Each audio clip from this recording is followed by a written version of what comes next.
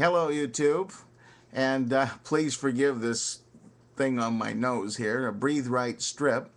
I was just about to go to bed. In fact, it's very late. It's about 2:47 a.m. And I need a little help sometimes breathing properly so I can sleep without snoring too much. Anyway, I've been having a conversation over a period of time with a, a lapsing Christian, somebody who's kind of on the fence anyway. And he sent me a PM the other day. He says, I still have issues with faith and religion. I know and have seen that there are big problems in the Bible, both in contradiction and character of God. But my faith has been there for so long that it's hard to release it. I am scared to. Now, I can understand why you might be afraid. I got away, so to speak, a lot younger, so I've had much more time to shed the fear and embrace reason. Ask yourself why a God who is supposed to be love itself, 1 John 4:16, has such a frightful history of genocide, murder, slaughter of babies, ordering the wombs of pregnant women to be ripped open, and on, can even be thought of in the same sentence with the word love, much less actually be love. The answer, as I see it, is that the entire picture of God as described in the Old Testament was designed to inculcate fear. It works, as your own continuing fear proves. Pastors will try to tell you that the New Testament version of God is kinder and gentler, but that is the God who proclaimed hell. Mere murder of his enemies was not good enough for him. He had to pursue them beyond death and into eternity.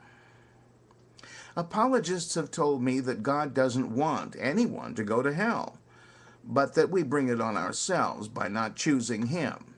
What nonsense. If God is God, omniscient and all-powerful, nothing can happen that he doesn't want. If you are hell-bound, you were so before you were born, and nothing you can do will change it. That knowledge replaced fear in me with anger. Anger at such a monster of a God, if he existed, and anger at the religious zealots that taught me all that crap in the first place. Of course it isn't true. Fear is the whip, the cudgel that keeps people in line, keeps them attending church, and keeps them supporting the priesthood, whatever you choose to call it. Reason liberates you from that garbage. Whoever the patriarchs really were, they were the smartest of their people. They knew how to control other people and passed their secrets down generation to generation. It's the same today as it was in tribal times, except that the sheeple can now get doses of religious dogma on television every day. If you think that so-called religious leaders are sincere, take a look at their clothes, their cars, their homes, and their private jets. They sincerely want to keep you fearful and therefore hooked.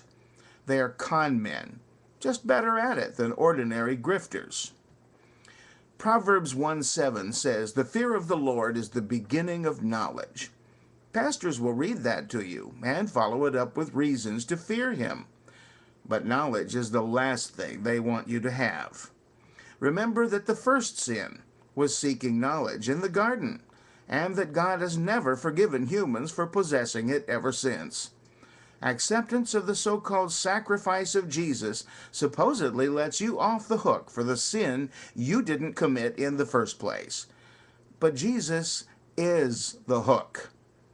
His wounds afflict not your body, but your brain, as long as you believe in them.